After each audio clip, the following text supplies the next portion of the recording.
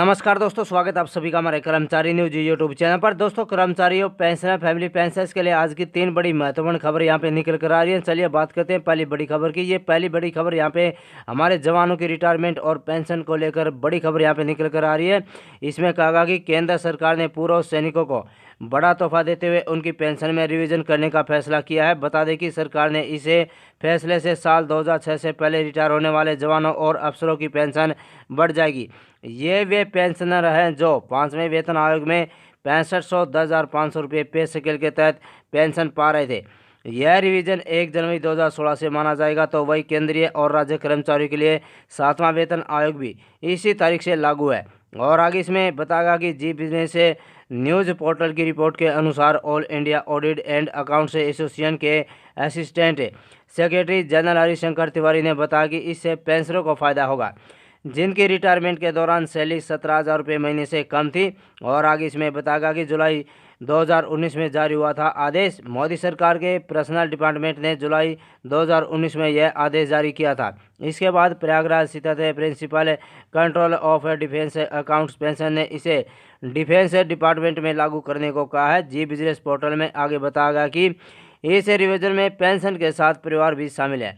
इसमें 4600 रुपये की ग्रेड पे को कर से पोर्डिंग ग्रेड पे माना गया है। यह संशोधन उन पेंशनरों के लिए है जो 5वें वेतन आयोग की शैली में रिटायर हुए हैं। और आगे इसमें बताया गया कि कार्मिक विभाग ने जारी की है तालिका या टेबल। कार्मिक विभाग ने संशोधित पेंशन का कॉनकॉर्ड से टेबल भी जारी किया था। टेबल में बताया गया कि 6ठे वेतनमान में पेंशन फैमिली पेंशन के लिए निर्धारित ग्रेड पे 4200 रुपये था। इसमें वृद्धि की गई है, साथ ही रिवाइज्ड पेंशन भी दी गई है। प्रयागराज स्थित principal controller of defence accounts pension सेना के सभी विंग को निर्देश दिया गया कि वे 1 जनवरी 2016 से इस संशोधन को अपने यहाँ लागू करें। और आगे इसमें बताया गया कि इसमें तालिका में है ये सब। आपको बता दें कि तालिका संख्या 24 में रिटायरमेंट के वक्त का पे स्केल दर्ज है। इसमें 1 जनवरी 1986 से 31 दिसंबर 1995 तक पे स्केल 2060 2375 3200 रुपये था।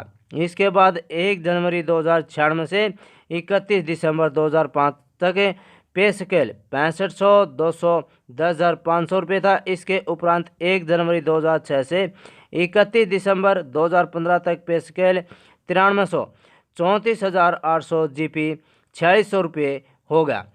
1 जनवरी 2016 के बाद लेवल 7 44,900 रुपये से 1,42,400 रुपये हो गया। और आगे इसमें बताया गया कि यहाँ पे इसमें बता सकते हैं आप सभी को तालिका नंबर 25 है।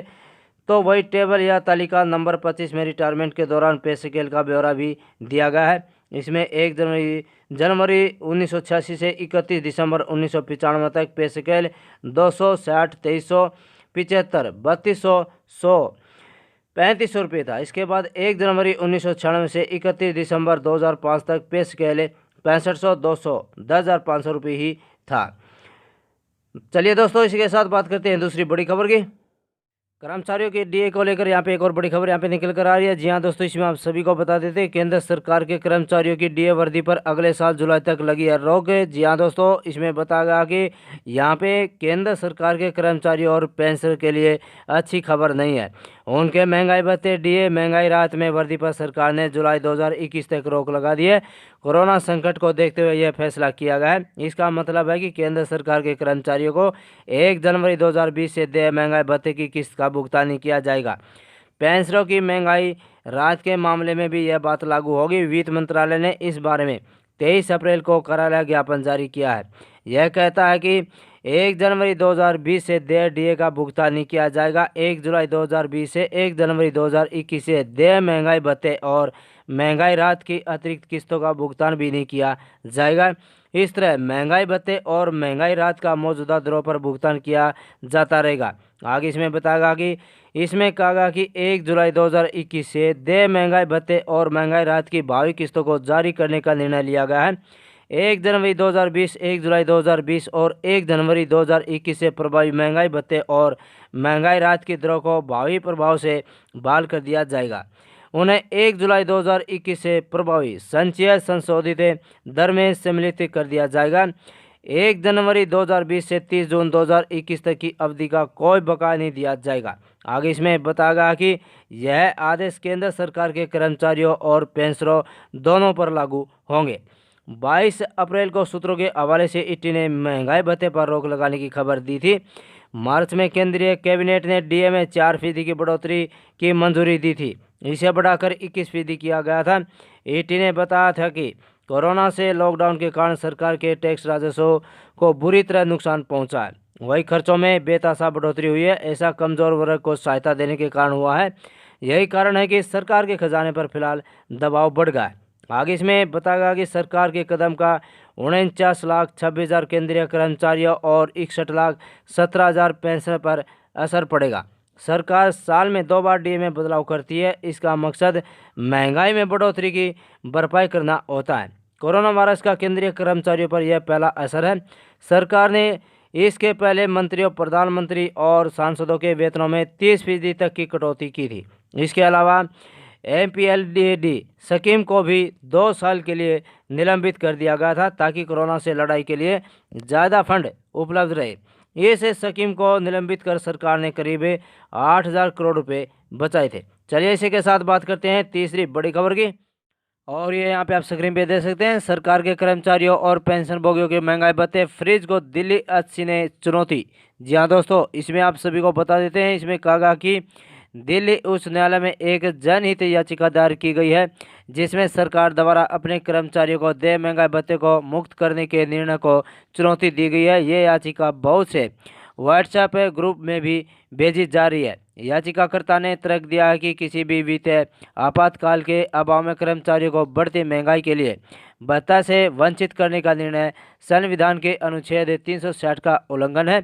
और आगे इसमें कहा गया कि यह प्रस्तुत किया गया कि वेतन का भुगतान निश्चित रूप से उपहार का मामला नहीं है बल्कि एक वैधानिक अधिकार है क्योंकि यह सेवा नियमों से आता है। याचिका में कहा गया कि हर महीने वेतन पाने का अधिकार भारत के संविधान के अनुच्छेद 309 से निकली सेवा शर्तों का हिस्सा है। और आगे इसमें बताया गया कि अन्यथा याचिकाकर्ताओं ने तर्क दिया कि किसी राज्य के मामलों में संबंध में सेवा करने वाले सभी या किसी भी व्यक्ति के डीए को फ्रीज करना भारत के संविधान के अनुच्छेद 21 का उल्लंघन है। संविधान के अनुच्छेद 21 का बहुत व्यापक अर्थ है जिसमें मानवीय सम्मान के साथ जीने का अधिकार, आजीविका अधिकार, स्वास्थ्य का अधिकार, प्रदूषण मुक्त वायु का अधिकार आदि शामिल है। जीवन का अधिकार हमारे अस्तित्व के लिए मौलिक है और इसमें सभी शामिल हैं जीव के वे पहलू जो मनुष्य के जीवन को सार्थक, पूर्ण और जीने लायक बनाते हैं, उन्होंने प्रस्तुत किया है। और आगे इसमें बताया गया कि इसके अलावा यह तर्क दिया गया कि वेतन प्राप्त करने का अधिकार भारत के संविधान के अनुच्छेद 301 के दायरे में आने वाली संपत्ति है। याचिका में कहा गया कि यह एक तयशुदा उपहास है जो वेतन के एक दिन के लिए भी स्थगित है, इनकार करने के लिए राशि है और वेतन प्राप्त करने का अधिकार अनिश्चित तिथि या सरकार के व्हाट्सएप पर अनिश्चित घटना के लिए नहीं छोड़ा जा सकता। और आगे इसमें कहा कि यह प्रस्तुत किया जाता है कि वेतन प्राप्त करने का अधिकार केवल कानून के अधिकार से वंचित किया जा सकता है। हालांकि आपदा प्रबंधक अधिनियम 2005 के तहत पारित कार्यकारी आदेश में वैधानिक चरित्र नहीं है। कानून का अर्थ संसद का अधिनियम या विधानमंडल का अधिनियम है। यह कम से कम एक वैधानिक चरित्र होने का नियम है। यहाँ तक कि अन्यथा आपदा प्रबंधक अधिनियम 2005 सरकार को किसी भी समय वेतन को स्थगित या अस्वीकार करने की शक्ति प्रदान नहीं करता है। एक आपदा याचिकाकर्ता ने तर्क दिया कि केंद्र सरकार ने आपदा प्रबंधक अधिनियम की धारा 62 के तहत अपनी शक्तियों का दुरुपयोग किया गया है। इसके मद्देनजर सरकार से एक निर्देश मांगा गया कि डीए को जल्द जारी किया जाए। याचिकाकर्ताओं ने कहा कि जारी किए गए महंगाई भत्ते से यहाँ तक कि स्वास्थ्य योद्धाओं को भी मनोबल बढ़ेगा जो हमें घातक बीमारी से बचा रहे हैं। दोस्तों आज की हमारी इस वीडियो में बस इतना ही। आप सभी को पसंद आए तो इसे लाइक कीजिएगा, शेयर कीजिएगा और हमारे इस चैनल को सब्सक्राइब कीजिएगा। नमस्कार।